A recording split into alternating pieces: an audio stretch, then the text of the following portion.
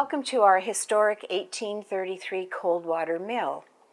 We're located in Coldwater on the Coldwater River in Coldwater, Ontario. And our mill was built in 1833 for the Ojibway First Nations people as part of a reserve between Coldwater and the Narrows in Orillia. Our board, the Coldwater Mill Heritage Foundation, is a nonprofit charitable organization that manages and maintains this historic site. I would be happy to take you on a little bit of a tour and explain to you how fortunate we have been to be able to acquire some of the milling equipment from the Hillsdale Mill and add it to our collection. Our Coldwater Mill Heritage Foundation was approached a few years ago by the Rumble family, and we were asked if we would be interested in any of their milling equipment in the Hillsdale Mill. The Hillsdale Mill was closed down in 1989, very suddenly with the death of Jack Rumble. And it has been sitting abandoned and deteriorating because of the elements. And it was a wonderful opportunity for us. We were very excited about being able to enrich our milling experience here at the mill with these new pieces. The last owner of the mill had taken and sold as many of the pieces as he could because our mill itself was to be demolished back in 1995, and the community came together and donated money to save the mill. So we were very excited about the prospect of the Hillsdale Mill, and we were very fortunate to also have some retired tradespeople who had previously been working on the Keewatin and over at Simcoe County Museum were willing to take on the challenge of going over to the Hillsdale Mill and going in and disassembling and moving the pieces that we wanted to our mill. So we did kind of an audit of the Coldwater Mill and tried to figure out where we could use certain pieces. And together we went over with the team of tradespeople, and we tagged the items that we thought we could use, and the project began. Over the years, we have collected a number of artifacts that relate directly to the milling process here at Coldwater Mill. And we do have logbooks dating back to 1940 to 46, showing the various sales to local people. And we also have a number of them down here. And we have pictures of the milling equipment that we had here in the Coldwater Mill, and you can see how this bagger, which came from Hillsdale Mill and was reinstalled here, really fits in with the story that we're trying to tell here on how the milling operation actually worked here at the Coldwater Mill, which was very similar to the Hillsdale Mill. Here's another example of the Hillsdale bagger that was brought over by our volunteers. And it was used to bag the processed grains coming from the hoppers in the upper mill. And underneath it is a weigh scale that was actually used here at the Coldwater Mill. So again, we've matched the two of them together to tell our story about the milling process. Standing behind the bagger, you will see Mr. Oakley, who worked here at the mill for years. This is another piece that came over from the Hillsdale Mill. It's called a roller mill, and it would have been installed back in the early 19th century, and it was used to produce very, very fine flour used for baking, and it would have been the same machine that was used here, a piece of equipment that was used here at the Coldwater Mill during the Lovering area, again around 1900. And this is a nice piece to the hammer mill, which was used actually in the Coldwater Mill, following the roller mill here when we went from a flour mill to a feed mill for animals. So the two complement one another in the milling process. These are grain elevators that were obviously used here in the Coldwater Mill, and the belts on them had deteriorated. The volunteers are replacing our old belts with buckets on them with material that they found from the Hillsdale Mill. So we will have these working on electric motors with a shield over it so that we can show people who come in to our mill how the grain elevators worked. First of all, there were metal buckets on these belts, and then they switched to plastic because of the fear of sparks and fire in the mill. Our volunteers have taken these pulleys. The bottom one was donated from a local person here in Coldwater. The smaller one came from Hillsdale, and we talked about the belts from Hillsdale being used here at the mill to get some of our equipment going in, and this is an example of a belt that we are using from the Hillsdale Mill. So this pulley was found in the basement at the Hillsdale Mill and brought over and was cleaned up and mounted again with a belt from Hillsdale Mill. So these pulleys, belts, and gears were connected to a line shaft system to provide power to the milling equipment. So last month our foundation celebrated the opening of the second floor here at the mill. It has not been accessible to the public because of safety code regulations and whatnot, but we just completed a $150,000 Trillium grant to restore the second floor to its original condition as close as we could get to it.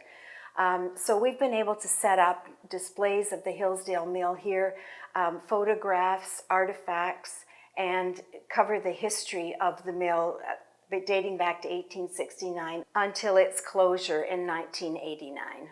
So this is another piece of equipment that came over from the Hillsdale Mill. It's an interesting piece. It's kind of our interactive piece, and we're going to be putting a sign on it. It would appear to be some kind of a sifter, or we're going to put a sign on it. Can you guess or name this piece of equipment? We have set up an office here. This desk was in the office at the Hillsdale Mill, and you will notice there are a number of pieces of tags that were used obviously on the product that they were selling.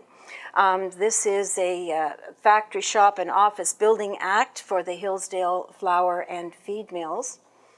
This little book we've put up here, it talks about measurement, a log book dating back to 1907. We were able to pick up some other artifacts here from the Hillsdale Mill, which is a calendar with their name and product on it, as well as one of their bags. And this is very interesting. This was back when the mill was in total operation, full operation, and you can see the flume going into the back, and that would have been the mill pond that was used to power the milling equipment at the time. And on this board, on this side here, we have a couple more signs that were found in the Hillsdale Mill with some figures and whatnot where the men had been working. And this was a thank you to our volunteers who went over to the mill and very carefully removed all of this equipment. So this is our feature piece from the Hillsdale Mill. It was located up on the second floor of the mill, and it was a real challenge to get up those stairs that where they had to move to get this piece of equipment. They carefully took it apart piece by piece and made careful diagrams of and numbered the pieces so that they would know how to put it back together again. There was no way they could get it down in one piece. It came down in many pieces, and it sat up here on the floor for over a year before our volunteers got out the paperwork and tried to figure out the puzzle, and they got it all put together. They've got it all oiled up, and it's wonderful. It's called a Middling's Purifier, and it was used to remove husks from the kernels of the wheat and to separate the bran from the usable part of the flour. And it was a complement to the roller mill that we looked at downstairs. But what a beautiful piece of equipment. And you'll notice down below here, there is the flour auger that moves the grain during the milling process. So it's very special to us. Talked to Jim Rumble about the mill and the milling pieces that they were willing to donate to our Coldwater Mill. I told Jim that we couldn't save his mill, but we could save the history of his mill. So here we are with the history of his mill. I worked with Jim over a period of time, and he was looking through all of his files, trying to come up with the best pictures that he could, as well as a timeline and an information on the actual workings of the mill. Hillsdale Mill was built in 1869, and it ran for 120 years, closing in 1989. The Rumble family actually owned and operated the mill for 102 years. So the Coldwater Mill is delighted to be able to share this local history of our neighboring mill, as well as its connection to our own community. The Hillsdale Mill delivered product to the Coldwater stores and businesses, and they also hired local Coldwater people to transport their goods back and forth from Toronto and around the community here. So it's a very important part of our community history. We host a local Artisan Boutique on the first floor of the mill, at the front of the mill, and we have more than 50 local artisans who put their work in on consignment, which supports them as well as helps finance our Coldwater Mill. We mentioned earlier about our Trillium grant for restoring the upstairs, and we have created a cultural center, and we have Indigenous displays, as we've talked about, and also a mini art gallery which features Indigenous artists as well as some of our local artists in town and around town. The area in the center here can be set up as a yoga class area, or it could be a children's program where they're sitting on the floor. We can set up chairs for meetings, and it's kind of a multi-purpose cultural center or community space. We also have Indigenous artists. We continue to celebrate the Indigenous roots of our Coldwater Mill, which was built for the Ojibway as part of a reserve between Coldwater and the Narrows in Orillia. So we have many different displays from Indigenous people, and we're especially proud of some banners that were done by a co-op student from Georgian College. We do encourage their students to do their co-op placements with us during the summer and to help us with the Indigenous history and component of our mill. They do research, and as I said, we have a spectacular paintings and a quilt which was also painted that is drawing a lot of attention in the community.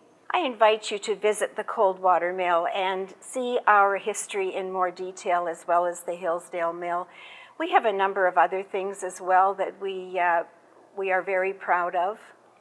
We have an on-site restaurant which runs year-round for lunch and dinner with excellent food, called the Riverside Hideaway. So we mentioned earlier about our Trillium grant giving us the opportunity to open up the second floor to the public, and we're absolutely delighted with how we have ended up with this wonderful community space.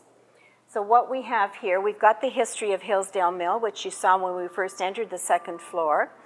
We have a community gathering place up here in the center. We can do yoga classes up here. We can do meetings, a number of different venues, and children's program where they can sit on the floor. We have an art gallery, a mini local art gallery. We are open seasonally from the end of May, basically, until Labor Day weekend, beginning of September, and then on Saturdays until Thanksgiving. There are a few other special events. If you checked our website, www.coldwatermill.com, you will find a number of photos there, pictures of what we do and events that we are offering.